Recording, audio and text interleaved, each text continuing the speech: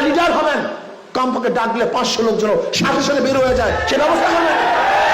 Leader হয়েছি পাড়ার কেউ চিনে না, নেতা হয়েছি কেউ তোমাকে চিনে না, ভালো লিডার হয়েছে তুমি, তোমার মনে লিডারের কোনো দরকার নেই।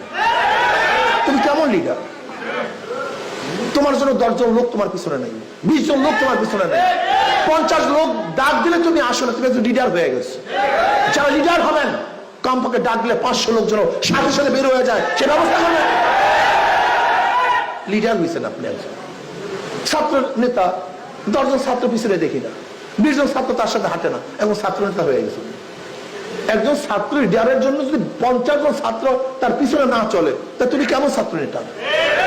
হ্যাঁ, তুমি গরিব দুঃখী মেহনতের মানুষের পাশে যাও না, তার কাছে খাদ্য নিয়ে যাও না, তার কাছে দাঁড়াও না, তুমি সোশ্যাল ওয়ার্ক করো না, তোমার মধ্যে সেবা নাই, মানবতা নেই।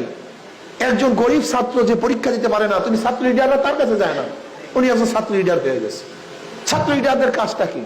ঘুরে ঘুরে দেখবে এলাকার মধ্যে কোন কোন ছাত্ররা গরিব আছে, অসহায় আছে, তাকে সেবা করবে, তাকে বই কেনার ব্যবস্থা করবে, তাকে ফিস দেওয়ার ব্যবস্থা করবে।